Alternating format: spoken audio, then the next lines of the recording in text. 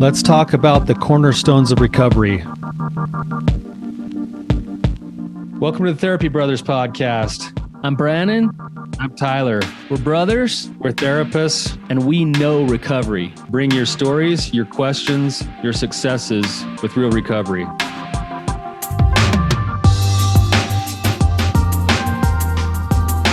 Hey, Tyler, you ready to have some hard conversations? Let's do it. Let the Therapy Brothers podcast begin. What's going on, you guys? Tyler, your wandering therapist here. I am alone today. Brannon is out sick. He can barely talk right now, so he apologizes for not being here. Hopefully he starts feeling better. In the meantime, we'll get to some really good discussion today. We're going to kind of get back into some of the basics of recovery.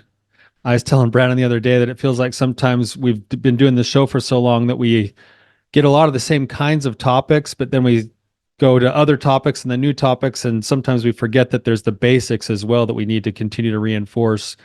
So we're going to spend some time on the basics.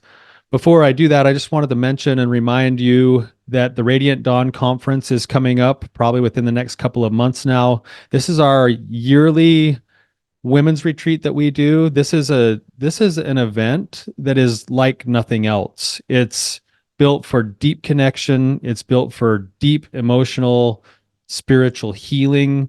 It's not just a recovery retreat in the sense that it's just going to help you with your betrayal trauma. It's more of a retreat that's focused on the recovery of your heart, your identity. And if you're interested, take a look, radiantdawn.org. Go there, see what it's all about. If you're on the fence and you're thinking about coming, you won't regret it if you pull the trigger. So that's in St. George, Utah. It's a great experience. It's something that we've put a lot of work and effort and energy into, and it's something that we really believe in because we've seen and felt, and I can't iterate enough, can't even put into words the feelings that have come from so many of the women that have attended and the way that it's shifted their life and helped them. So today I wanted to talk to you. I had this idea of just wanted to mention some of the core basic principles that are at the core or at the bottom, the bedrock, so to speak, of a solid recovery, both from sexual addiction, but also from betrayal trauma. These principles apply to both sides. And they're things that seem to be basic, but they need to be reinforced over and over again, and they need to be tuned up because they're an ongoing, living, breathing set of principles rather than a one-time kind of a thing. And so I wanted to spend my time with you today talking through those things. In essence, these four things that we're going to talk about today would be, basically, if you were coming to therapy with me and you would checked in and said, hey, this is our situation. We just found out we just had D-Day, or I've got a sexual addiction. I need to start working my recovery. Over the course of the next 2 or 3 sessions, this is the kind of basic information that I would be giving you in 2 or 3 therapy sessions. So this episode is the equivalent of the information or the education that would come in standard for the first 2 or 3 therapy sessions if you were coming to see me. So these 4 things, they're tools that we're going to talk about, but more importantly, there's principles that apply to these tools that are even more important than the tool themselves. The tool is only as good as the principle it reinforces, and I want to talk with you a little bit about the principles behind these tools and why they're so important as you're growing into a lifestyle of recovery. And again, I want to reiterate, a lifestyle of recovery, because this isn't about one-time thing, hurry, get better, and then let your life go back to what it was, because your life wasn't what you want it to be when you weren't in recovery in the first place. This is about the reclamation of a wholehearted life, a life that's vibrant and colorful, something you look forward to, something that's a constant work in progress. So the first one we're going to talk about today, we actually mentioned this in a couple of episodes, so I won't spend a ton of time on it, because we spent a whole episode talking about this with the daily charge. But the first concept is this idea of dailies. And what dailies are is establishing the habit of cultivating the best parts of yourself on a regular basis. In other words, you're going on a quest every day to have an emotional experience with the best parts of yourself. And if you do that on a regular basis, again, it's not about perfection. It's not about being perfect every day. It's committing to doing them every day and checking in on them regularly so that you're cultivating your heart. And what the dailies do is they do a couple of things. One is they actually fill your tank emotionally, and that allows you to have a larger buffer with the life stresses that come up in your life from day to day. So if I have something in my reserves to give when I have a disagreement with my boss, or I have a fight with my wife, or I feel a trigger that I want to go act out with, I can draw from that reserve, and it actually helps strengthen my ability to have willpower and to give good responses. Everybody knows that when we're on empty emotionally, our responses, it's like our nerve endings emotionally, they get frayed and ragged and raw. And then that extra like rawness actually makes us less likely to be wise-minded in the way that we respond to people. So what we're doing with our dailies, one of the principles we're doing with our dailies is we are filling our tank emotionally so that we can use that energy towards the other things that are going to inevitably come up in our day. No matter what we do, we're going to have emotional experiences in our day, and we can draw from the things that we've put in to help get ourselves through that day. So that's the most basic part of the daily. The bigger part to me is the cultivation of the actual heart. It's it's that I'm getting used to and embracing this idea that I have power to do something to cultivate my own heart. And when I do that, I am doing a behavioral affirmation that I'm worth taking care of. So, we talk about doing affirmations in the mirror, looking yourself in the eye. We do a lot of that kind of work, and I believe in that stuff too. But to me, the dailies is the day in, day out little actions that you take. And every time you intentionally choose to do something towards connecting with the best parts of yourself, you are reinforcing the belief that you're worthy of being taken care of and taking care of yourself. And that belief is a key core element of a long-term, happy, wholehearted recovery. It's the thing that moves you from running away from all of these problems, all of your demons, and it starts to fuel this idea of that you're running towards something. You're actually pursuing something now because you're worthy of pursuing something. You deserve to have a good life. You deserve to have a rich life. You deserve to know that you're a good person, and the dailies reinforce that. The trick to the dailies is this. People hear this all the time and they go, okay, I need to make a checklist. I need to make a checklist of the 5 things that I'm going to do every day. That's not exactly what dailies are, but it does include intention. So I'm going to intentionally do some things today, and hopefully the things that I choose are going to be the things that help keep my life in balance, or the things that are going to give me the most bang for my buck. Some of those might become daily checklist kinds of things, but it's not about the checklist in order to stay sober. It's not about the checklist in order to get over your betrayal. It's about engaging intentionally in the things that take care of yourself. So I'll give you an example of some of the basics that I use. We talked about the daily charge. That's connection with other people, hobbies, attunement or mindfulness, rest, proper sleep and relaxation, wrestling with God, and developing and cultivating a relationship with something bigger than yourself. And then the last one is exercise. And those are the basics. We call that the daily charge. But you can include anything else that you want if it fits under that umbrella or not, as long as it's the intentional pursuit of the best experience with your own heart. So my typical morning looks something like this, and this is something that I actually have come to really value over the course of my own recovery. And it's not always the exact same every day, but right now this is the routine. I wake up early in the morning. I get up around 5:15 in the morning. I go to the gym, and while I go to the gym, I listen to something, often something spiritual, whether that's like a talk by one of my church leaders or it's the scriptures themselves. And then when I get to the gym, I actually turn on something different, usually some kind of a podcast, self-improvement or therapy oriented, while I work out. And I work out at the gym. Then I get in the sauna, and then I go home and I do breath work for about anywhere from 5 to 15 minutes of just simple breath work. And then I take a cold bath for anywhere from 3 to 10 minutes. And that's my typical routine on most days. Now, add that into on an occasion, some days I also get the chance to go for a little extended hike up into the mountains. That's something that I love. It reinvigorates me, it recharges me, it connects me to God, it gives me exercise. Spending that time with my dog in the mountains is also something that's really beneficial to me. I don't get to do that every day at an extended period of time, but that gets built in along with other hobbies like my fly fishing or maybe some active service for somebody else. But the basics are there, and the basics work for me because they are the right kinds of things to cultivate my heart. And I could change them on any given day, but I'm intentionally pursuing those things for those reasons.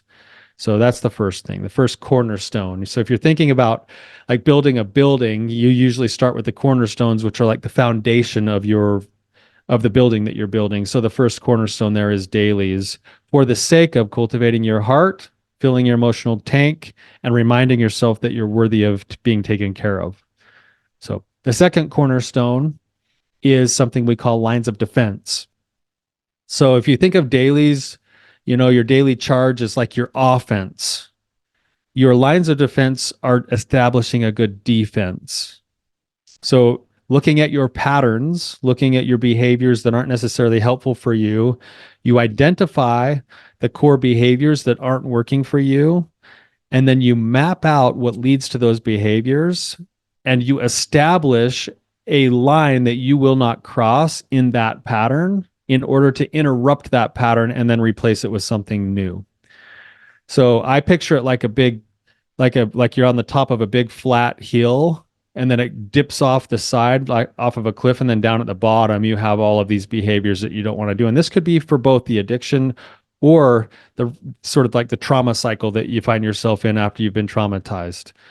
Oftentimes after trauma, we actually have coping mechanisms come up inside of us that aren't actually all that adaptive after the initial trauma, but we continue to go to them, and then they actually contribute to us getting stuck. So for instance, an example of this would be, if I have something that threatens my well-being, I go into fight, flight, or freeze, right? That's just natural, can't stop that. That's something that just goes on inside of my body. Now, afterwards, the actual threat is gone, but the triggers still remain. And I find myself doing things, for instance, maybe with my partner, I've been betrayed. And of course, I got angry when I found out about that because anger is a protective emotion. And now I'm into it 3 or 4 months. The behavior has stopped, but every time I get in a little bit of a discussion with my partner, I tend to default back into the attack mode of the fight response, where I'm calling names or I'm blaming or I'm interrogating. And it's being done in order to try to create what feels like safety, but it's not actually really helping my overall well-being, and it's not helping the relationship to move forward the way that I would want it to, because I'm acting outside of my values. So I might set a line of defense or a bottom line around that idea that I'm not going to call names anymore. Well, what's the pattern that leads me to calling names? Well, when this trigger happens, or this trigger happens, or I don't take care of myself in these ways, I'm more prone to end up doing this behavior. So I'm going to set my bottom line, not just at the behavior itself, which is great to set it there. Like, I'm not going to call names anymore, but also, hey, I'm going to actually, if I feel my emotions getting to a point of, I like to rate my emotions on a scale of 0 to 10. If my emotions are at a 7 or higher, I'm not going to have a conversation with my partner right now. I'm going to go and do some self-care instead. I'm going to reach out to somebody else on my team. I'm going to flush that through so that I don't end up just following the same default pattern of getting into a fight with my partner and calling them names. Because at the end of the day, I don't like how I feel about myself when I default to those behaviors, right? Same thing is true maybe on the addiction side of things. It's a little almost easier to find those things. So I'll give you a couple personal examples with this lines of defense. Early on in my recovery, I sat down and I thought to myself, I wanted to map this out. What are the factors that are always there? What are the factors that are always in play when I act out? because it feels like there's no rhyme or reason to it, but there's actually, when you sit down and think about it, there's actual real pattern and there's a real habit loop for most of us. And what I realized is that on the times that I did act out, the common factors were that I was always alone when I was on the internet. And I didn't act out every time that happened, but every time I acted out, those two things were in play, right? And then I started to map out my patterns a little further, and I realized that I often did this slow play thing with myself where I would stay up late, wait for my wife to go to bed so that I could be alone on the computer. And then I would actually do something legitimate, like do some work or finish a homework assignment or something else. And then after I had completed that work or that task or that homework, I would celebrate by taking a break and I would check my email and then I'd check social media. And then I go from social media over to YouTube. And then YouTube, I'd watch some stupid videos or other interesting videos, but then the sidebar would always, that endless scrolling sidebar. Eventually, something triggering would pop up on that. And then I would finally click on that triggering thing. And then as soon as I clicked on that triggering thing, then I would say, oh, I've already messed up. And then I'd jump over to all the other places that I would act out with pornography. Every one of those behaviors is something that we call a ritual because my brain actually starts to get smart to it and says, oh, when you're alone on the internet and you're going to places like social media or YouTube, it's almost like the primer for the brain that cues it up that says, I'm going there. That's where I'm going to go. I'm going to go act out again. And so it builds the anticipation and it builds the cycle. So for my own personal bottom lines, there were a couple right off the bat that I felt like I had to do if I was being honest with myself. The first thing that I realized is that if I was never alone when I was on the internet, I would never act out. So my first bottom line was that I would never be alone on the internet, period. This was tough because when I started to create these things, I was like fresh into the very end of grad school, working on my thesis. It was a real sacrifice to have to find a way to be in a public space, go to the library in a public open air place to do my homework. I would only really do things on the computer that were sort of business oriented because otherwise it was just downtime and I wanted to be alone with it anyway. So my first bottom line was I'm never going to be alone on the computer or on the internet. And then I realized for myself that if I was honest with myself, if I had the internet on my phone, that I would cheat with that. And then that would be my downfall. So I actually took the internet off my phone. And then the other couple ones that went along with that is that I got rid of all my social media for a period of time and I didn't watch YouTube for a couple of years. The reason for that is because, YouTube's not a problem. Like YouTube is actually something that I use every single day. I use it with my group sometimes. I use it for my benefit. I use it for a lot of my learning now. But at the time, the habit loop was so ingrained that even when I saw that insignia, it would light me up with like, oh, I know where this is going. So I needed some time and space away. I like the scripture that says, when I was a child, I did all these things as a child. But when I became a man, I put away the childish things. I realized that I had trained myself to use the internet like a child. And I needed time and space away from it, the way that I had been using it, to then come back and develop the habits like a man so that I could use it for the tool and the benefit that it was, rather than let the habit loop continue to flush me through the way it had for years and years and years. So think about your bottom lines. What is your pattern? And what is the thing even before the behavior you're trying to stop that you can set your line around? And here's the key to bottom lines. Two things. You have to set them with enough sort of like specificity that you can't loophole them, but broadness that it covers what you need it to. And you need accountability. And this is a key element because the brain is funny how in the way that it works. I set an intention to have a certain bottom line. I'm not going to get on the internet alone, period. And then I'm at work one day and I forget and I check my email because I'm looking for an email from my boss or something. I've now crossed my bottom line. It's not a problem. I mean, I didn't act out or anything, but because I set the intention, I am now going to live with the integrity to hold myself accountable until it becomes the new habit loop. So I'm going to call somebody on my team and I'm going to reset my bottom line, not to punish myself, not to shame myself, but to remind myself that I have set a new intention. And now the key to this is that it reinforces certain principles of recovery. And here's the core principles of recovery that bottom lines or lines of defense cover. One is that I have to be honest with myself. I need to take a look at my patterns and I have to be the one to set the intention and be honest with myself about what actually is going to work. And that's important because we like to live in denial. So now I get a chance to practice being honest with myself. If I don't get it right, I'll come back to the drawing board and I'll reset my bottom lines until I get them right. I might even have to adjust them even further back if I keep failing the way that I've been failing, right? So the first one is that I need to be honest with myself. Second is that it cultivates humility. And humility is this willingness to accept all of the goodness that I have and all my strengths at the same time that I can accept that I have certain weaknesses and I'm willing to go to work on those things. So my bottom lines are an outward gesture of that willingness, of humility. So I'm strengthening my integrity, I'm strengthening my humility.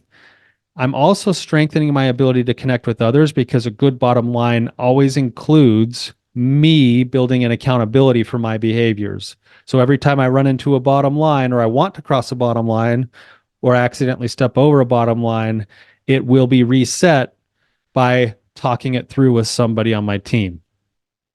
So I've got honesty, humility, connection, and along with that connection, the fourth principle is accountability. So that one tool, your lines of defense, is actually reinforcing four core principles of a really healthy, really solid, wholehearted recovery.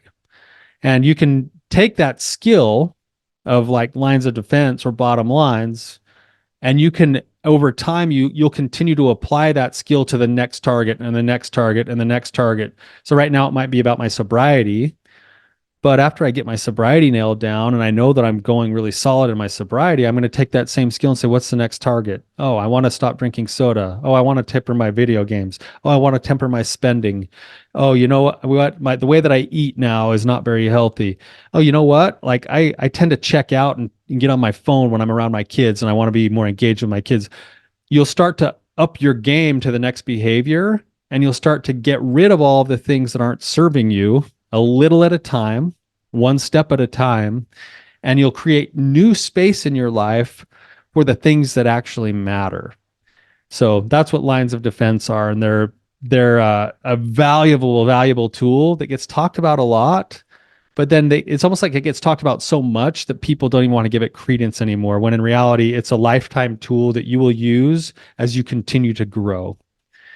So the third principle or the third cornerstone here is the importance of engaging in a process of continually building and nurturing a team. So all of us are wired for attachment connection. We need it. We do better when we're making changes if we have it, if we have other people in our lives. And the key elements of a good team member, and we'll talk about how to find a good team member here in just a second, is that with a good team member, you need someone who's going to be able to provide a couple of different things. In our practice, we talk a lot about dialectics, where there's two things that seem at odds with each other, but both of them have truth in them. And one of the primary dialectics that we work from in our practice here is that every client who comes in the door is doing the best they can, the best they know how, and they need to do better. Otherwise, they wouldn't be coming in the door. So what that means is that a therapist, we have to balance acceptance, meeting someone exactly right where they're at, with a push for change. And a good team member is able to balance acceptance, love, compassion, empathy with a push for change, accountability, clarity. And if you get that inside of a good team member, you're in really good shape, because that's how we change the best. That's how we get the right kind of support that we need. So I can't tell you how valuable this one is and how often this is maybe one of the places where, I'll have someone come and go through treatment and they'll do everything. I mean, they'll do everything. They'll get these 4 cornerstones going and then they'll build in on top of that all the assignments that we give out. And then they start building in these new healthy habits for their life. They get all the way done with treatment and they're done. They leave. They're doing great, and then I bump into them, 3, 4, 5 years down the road, or I get a phone call 3, 4, 5 years down the road, and it's like, "Hey, Tyler, like I got to come in and see you again. I was doing so good, but then things started to slip, and I've kind of gone back to my old ways, and I've been relapsing for quite a while now." And when I sit down with those people, more often than not, I start breaking down where did their recovery start to break down at after so much success. And many times, in fact, most times in this kind of a scenario, one of the gaping holes in their recovery is that after they left treatment, where they had the structure of a therapist and they had the structure of a group and the team that they had built with their group, they let those relationships sort of filter out because that's what happens. We have people move in and out of our lives all the time, and they didn't take it to heart to continually cultivate new relationships that could be in that inner circle where I could have acceptance and a push for change. So, any given time in our lives, we need to have 2 or 3 people in our lives who we are in what I call the inner circle, where they can provide acceptance and a push for change, and they know everything that I'm working on. I look at my relationships as this ongoing, I call it the relationship funnel, where people way up at the top are, the clerk at Walmart or the person at the gym or whatever else. And then it narrows down to maybe some acquaintances, people you see regularly. And then it narrows down to people you're friendly with, but not really close with. And then it narrows down to your closest friends. And then it narrows down to your best friends. And if out of your best friends, maybe 2 or 3 are in your inner circle. We have to be cultivating relationships at all levels of that funnel at any given time in our lives, because people will move in and out and up and down that funnel depending on how often we see them, depending on our value systems, depending on how much time we spend with them, depending on how much time we want to invest in those relationships. And if we learn to do that as a way of life, then you always have that landing space with a few people in your inner circle. But if you don't do that, you go through all this work, you come and you get a group and you build a team and you build some deep intimacy with these people that you're like doing recovery with because you're going through hell together. And then you leave and you don't nurture the relationships and you let it wane. And then you're left all alone again. And it's only a matter of time until you either have to build new relationships or you're going to find yourself going to other places to cope with your stress. And of course, those old places often include the places that you didn't want to go back to. So building a team is vitally important. Now, how do you find a good team? Here's some criteria that I use for what a good team member entails. Number one, will this person that I'm bringing into my team, will they actually like be willing to learn about the things that I'm going through and the things that I'm trying to do so that they can be educated and have a conversation where they can speak the same language that I'm learning. And that's the benefit of going to a group or a 12-step meeting or a therapist is you're going to learn a common language and you're going to speak common principles. But anybody who's willing to do that learning is already in a possibility for being included as a potential team member, right? So the second thing is, will this person keep my confidences? If I'm wanting to bring them down the funnel into those lower levels or the inner circle, part of what allows them to be in the inner circle is that they have a good vault. They can hold the information that I'm going to give them, and they're not going to go spread it all over the place. I see a lot of damage done here on this one because there's so many relationships that so many of us have that, except for this thing, a person would make a great team member. They're good at listening. They're good at pushing for change. They're good at acceptance. You feel supported by them. And so you go out on a limb and you share all of this stuff with them only to find out that the next time you go to church or the next time you go to a family party, Everybody else at the family party except for you knows the information that you gave this person, and then it erodes trust, and it leads to undue and unhealthy vulnerability. So vulnerability is a great thing. Vulnerability is a necessary thing for a wholehearted life and recovery, but vulnerability in the right ways to the right places is a great thing. It doesn't mean you have to go share everything to the whole world. And so if you have people that can't hold it, then that sort of exempts them from being the potential of being a good team member. So the third part of finding a good team member is what we talked about earlier. Will this person try to balance acceptance, listening, understanding, validation, while also being willing to have the backbone to say, have you thought of this? Or, hey, maybe this is your issue and not that other person's issue. Or it sounds like maybe you're keeping yourself stuck in the victim role right now, and you sure could be free if there was a way to move through that and past that. And if you get someone who's willing to do both of those things, they are a gift. And one way that you'll know that is if you feel loved by them, but you also sometimes are annoyed by what they say, it's worth listening to what might be the truth in what they're saying. If you feel judged by them and it's only judgment, that's a different thing because you're not feeling like they actually have your best interest in mind and they haven't really cultivated the relationship to be able to push. So the more trust there is in a relationship, the more I feel supported, the more I feel understood, the more I feel validated, the more I will take from the person that has me feeling supported and validated in terms of the way of a push for change. So someone who's willing to build the friendship and the intimacy so that they can use that to also help you grow makes a really great teammate. And then the last kind of criteria that I make for my inner circle is at the end of the day, I place this as a premium in my own life. I'm biased towards this principle is that choice and agency is our greatest gift. And anyone who tries to coerce us away from our need to take accountability, to choose, to act with intention is not a good team member. Anyone who's manipulating us for their benefit or because of their values rather than allowing me to use my agency so that I can learn and can grow is not going to be able to sustain themselves in my inner circle.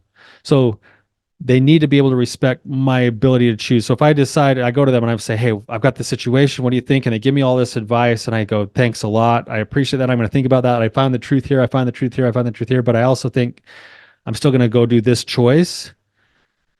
I want someone in my inner circle to say, okay, I disagree with you, but yeah, that's your choice. You asked for my opinion. Have at it. I'm not going to take it personal. Let me know how it works out for you. Because they value your choice too. They know that you're going to learn as you choose, even if they don't fully agree with what you're going to choose. So those four things make a good team member.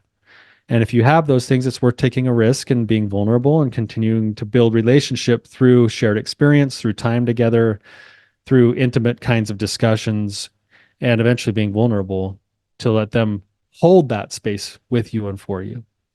So the fourth cornerstone here that we're going to talk about, and I think this is one of the most valuable things in all of my own personal recovery that I've learned and that I've continued to try to cultivate. It's been just an absolute game changer, just a complete gift. And it's understanding and engaging in the principles of mindfulness. Mindfulness is an interesting thing. People think of it, you hear the word, it's been really popular. A lot of people still get these images or ideas in their brains of like a Buddhist monk sitting in a monastery somewhere meditating. That's one form of mindfulness practice or being mindful, but it's really about a set of principles. And what the set of principles boils down to is, can I be a deciding being on where I put my awareness and then make choices based off of where I put my awareness and let go of judgment? Can I live life on life's terms without judging it as good or bad? Can I make choices based off of the reality that I'm in and try to be effective for who I want to be? So mindfulness is about paying attention without judgment and fully engaging in the life that's in front of you. And of course, there's formal practices that you can engage in to help strengthen these muscles, this idea of being aware and present. That's where things like meditation, breath work, imagery exercises, things like yoga, a lot of these things they're built to strengthen the muscles of mindfulness. But anything can become a mindful experience as long as it's engaged in with full presence and awareness and complete engagement without judgment. So, and we're judgmental people. We should do a whole episode sometime on mindfulness, but noticing judgment and then removing judgment is also mindful. So if I'm driving home today from work and I see somebody in the car next to me and they drive by me really fast and cut me off, and I'm like, oh, that guy's a jerk. That's autopilot. That happens. That probably happened to half of you driving home today or yesterday, right? The mindful person says, I just called someone a jerk. That's a judgment. What did I mean by that? And what removing judgment does is it forces me back into owning my experience. So instead of saying, oh, that person is a jerk, I have to say, I'm feeling annoyed because I got cut off in traffic and I was feeling the urge to get home and I was a little bit threatened by the fact that I almost got my front end ripped off, my bumper ripped off. So I'm feeling some anxiety, I'm feeling some anger, I'm feeling some frustration because this person cut me off in traffic. Now, if that person is just a jerk, I don't have to do any of that work that the mindfulness affords me to go, okay, I'm in a moment of discomfort. I'm in a moment of anxiety and frustration, regardless of whether or not that person should or shouldn't have. It happened. What do I want to do with my anger and my frustration? And you can see how powerful this principle is when it comes to managing triggers from trauma or urges to act out, because now I'm going into myself and realizing I'm the one who gets a chance to make the choices about the reality of whatever I'm thinking or feeling or whatever is right in front of me. So I now, because of my awareness, get a chance to make a choice. So I can either allow that person to then rule my drive home and ruin the next 15 minutes while I drive home so I can go home and walk through the door and tell my wife what a victim I was. Or I can go into myself and say, hey, it's happened. That guy might even be more in a hurry than me. Maybe there's an emergency going on at home for him. Um, I don't know if it is or isn't true, but if I choose to believe that, I suffer less, right? Maybe I can take some deep breaths. Maybe I can calm my heart rate down. Maybe I can soften the muscles in my face. Maybe I can keep my middle finger from raising itself up as I drive by. Like, whatever that is, like, I'm the one who now gets a chance to choose what's going to be most effective for me, for my overall state of well-being in the reality that I'm in. And there's power in that. Mindfulness gives back the power of choice. It gives back the power of accountability. And in doing so, this is the beautiful thing about mindfulness, is that it has this weird way of increasing the moments of pleasure when you're in them, because you're fully present and you're in them and you're noticing them and you're grateful for them and you're not worried about, oh, is this thing going to last or whatever else it is.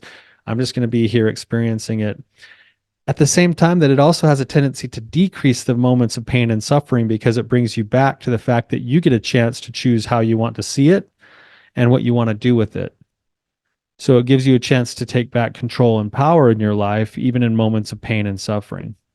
And so it diminishes the suffering that we put on ourselves because of the judgment that we add to the things that go on in our lives. So those four foundational building blocks, if they're continually practiced, if they're continually cultivated, doing your dailies or pursuing your daily charge, setting up lines of defense or bottom lines, building a team, and engaging in regular mindfulness practice and cultivation, those are the foundational building blocks, because they have you connecting with people, they have you pursuing humility, accountability, honesty, connection, and they're reinforcing the principles of a life that's worth living, a life that starts to go from being grayscale or muted or dark or numb to a place where life becomes colorful and rich and vibrant, even though it doesn't take away some of the day-to-day problems of life. It just means you can accept all of the richness and vibrance of everything that's coming because you can trust yourself to manage it when it comes. So hopefully this is helpful for you. Again, your dailies, bottom lines, build a team, cultivate mindfulness, and then recycle those over and over again until they become part of the day-to-day habits of your lives. Once those things are set and you're now managing them and tuning them up and cultivating them, you have a wide base to start pursuing the next challenges in your recovery, whether that's relational healing or whether that's moving through trauma or whether that's overcoming some of your other demons. You now have tools and skills that you can fall back on, which makes the work so much better and so much easier. So hopefully this is helpful for you. Love to hear your comments on it. Love to get your feedback on it. If this stirs something inside of you, go to therapybros.com and sign up to become a call on the show or submit a question through writing. We're always happy to have your participation. And thank you for being with us. And until next time, keep on keeping on.